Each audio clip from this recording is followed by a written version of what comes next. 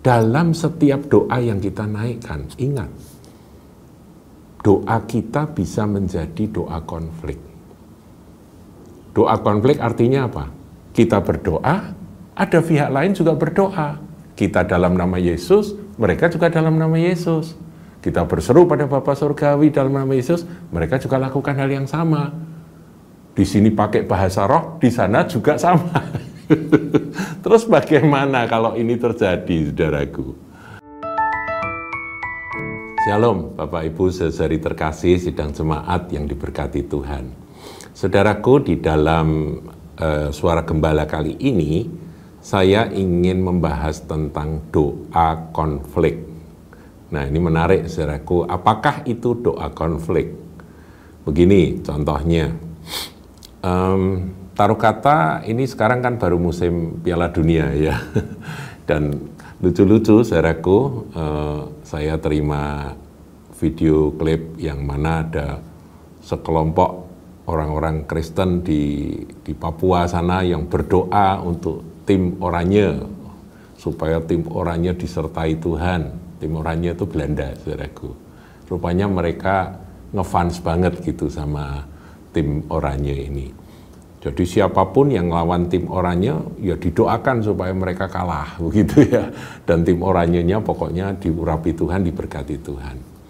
Nah, saya tuh mendengar atau melihat akan tayangan seperti itu, saya mikir. Nah misalnya kan, taruh kata, saya tidak ngikuti saudaraku, tapi misalnya ini Belanda hadapan sama Spanyol misalnya ya.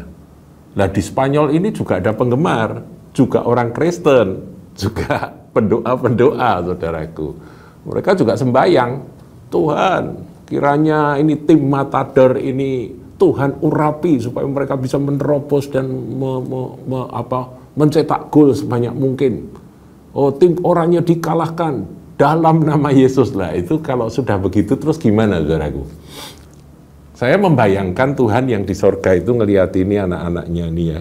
Persekutuan doa ini mendukung Spanyol, persekutuan doa ini sungguh-sungguh doanya pakai puasa gitu ya, mendukung Belanda begitu ya. Padahal cuma sepak bola, saudaraku.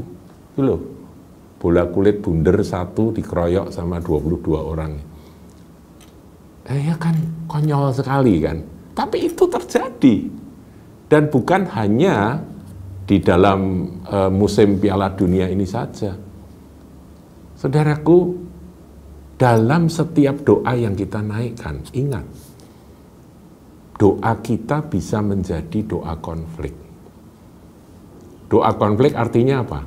Kita berdoa, ada pihak lain juga berdoa. Kita dalam nama Yesus, mereka juga dalam nama Yesus. Kita berseru pada Bapa Surgawi dalam nama Yesus, mereka juga lakukan hal yang sama. Di sini pakai bahasa roh, di sana juga sama. Terus bagaimana kalau ini terjadi, saudaraku? Ya, ini yang lebih kecil ya, saya kasih contoh. Ada pertandingan basket dari dua sekolah. Yang satu sekolah SMA Kristen A dan yang satunya SMA Kristen yang lain, begitu B. Sama-sama Kristen. Nah, anak-anaknya bertanding kan. Nah, di sini mamah dari salah seorang pemain ini adalah pendoa syafaat. Nah, pendoa syafaatnya ini pengen sekali anaknya ini dan timnya menjadi juara. Di sini juga tidak kalah, saudaraku. Salah seorang ibu dari pemain itu juga pendoa syafaat dari gereja lain. Bisa jadi dari satu gereja. Terus doanya ini gimana? Saya kadang-kadang berpikir, orang Kristen harus lebih dewasa ya, dalam menaikkan doa-doa. Pikir bahwa setiap doa yang kita naikkan, apakah itu bisa menjadi doa konflik?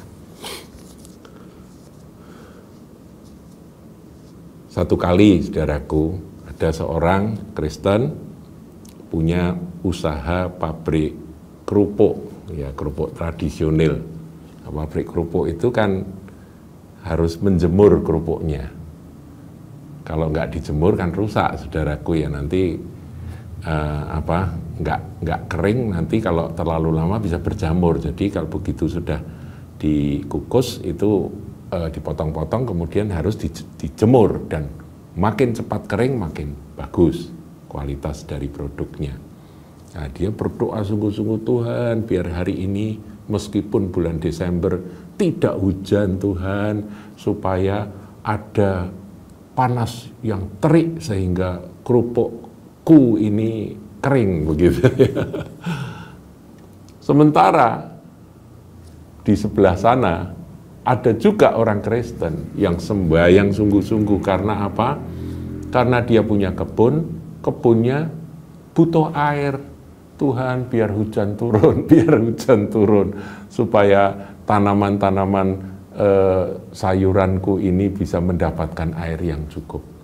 Terus kalau begini gimana, saudaraku? Tuhan apa enggak bingung mendengar anak-anaknya berdoa masing-masing untuk kepentingan diri sendiri? Ya, jadi sampai saya membaca sebuah tulisan yang ada berbunyi demikian. Penolakan terhadap doa kita terkadang merupakan pengabulan doa bagi orang lain. Nah, ini juga sebuah kebenaran, saudaraku. Tuhan itu maha adil. Kalau soal pertandingan, menurut saya doanya begini aja. Ini ide yang saya boleh sampaikan kepada ya Bapak Ibu yang punya anak yang bertanding gitu ya, entah pertandingan badminton, pertandingan sepak bola, pertandingan basket atau voli atau apa saja. Didoakan, doanya bagaimana? Jangan berdoa Tuhan buat anakku ini dan timnya menang, jangan, saudaraku. Ya boleh-boleh saja kalau mau begitu, tapi sana juga doanya sama loh ya. Dari pihak lawan doanya juga sama. Jadi doanya begini aja, Tuhan biar pertandingan berjalan dengan baik, anakku terlindung, terjaga, jangan sampai ada kecelakaan, jangan sampai dalam pertandingan kena cedera, dan biar pertandingan ini membawa kegembiraan, sukacita, dan semangat bersama. Siapapun yang menang, biar itu yang terbaik, yang memang kualitas terbaik. Ya sudah, gitu aja doanya, itu lebih aman, saudara. Ya. Nah, terus bagaimana kalau tadi pabrik kerupuk? Ya Tuhan, aku berharap kepadamu. Sampai ada waktu hal itu saya kemukakan dalam sebuah diskusi lewat chatting. Ada teman berkata, ya sudah begini aja, siang panas, malamnya hujan. Ya lucu-lucu, saudaraku ya. Ya kalau gitu boleh. Jadi maksudnya begini, saudaraku, setiap kali kita berdoa untuk kepentingan kita, kebutuhan kita, kita ini harus memikirkan bahwa ada orang lain yang membutuhkan, yang mungkin bertentangan dengan apa yang kita butuhkan. Nah, kalau itu bertolak belakang, itu bisa menjadi sebuah doa konflik. Itulah sebabnya kalau kita melihat doa yang diajarkan oleh Tuhan Yesus, ini luar biasa, saudaraku, menarik untuk direnungkan. Dalam Matius 6, ayat 9, doa Bapa kami, saudaraku. Ini adalah ajaran yang Tuhan Yesus sampaikan pada murid-muridnya. Karena itu berdoalah demikian, Bapa kami yang di sorga, bukan Bapakku yang di sorga. Kami itu berbicara tentang kami, tubuh Kristus, kami anak-anakmu, kami ini semua orang yang menyebut engkau Bapa. Paham ya, saudaraku ya? Jadi kalau kita sudah doa Bapa kami, berarti kebutuhan siapa yang kita akan naikkan? Kebutuhan kami. Jadi bukan Bapakku. Kalau Bapakku yang di sorga, kemudian dikuduskanlah namamu, datanglah kerajaanmu, jadilah kehendakmu di bumi seperti di sorga. Kemudian ayat 11, berilah aku pada hari ini makananku yang secukupnya. Lah terus orang lain gimana? Misalnya ini dagang, saudaraku. Dua-dua sama-sama Kristen, dagang di pasar. Berilah aku pada hari ini makananku yang secukupnya. Tuhan kasih rezeki padaku, Tuhan berkati aku. Lah terus ini saudara kita yang di situ, karena doanya aku, ya mereka bahkan bersaing, saudaraku. Kalau ada pembeli mau ke sana ditarik, ini beli tempat saya lebih bagus, lebih murah. Apa begitu, saudaraku? Itu bukan Spirit of Christ.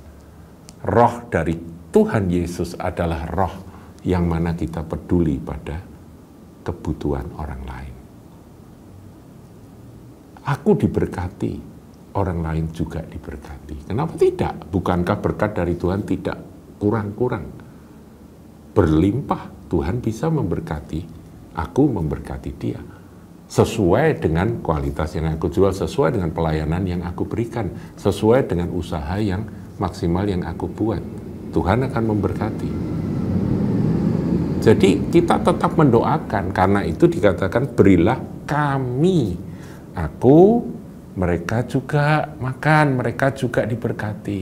Lah persaingan bagaimana? Persaingan adalah hal yang memang ada, saudaraku, dan tidak keliru. Bersainglah secara fair. Mana yang lebih baik pasti akan lebih disukai.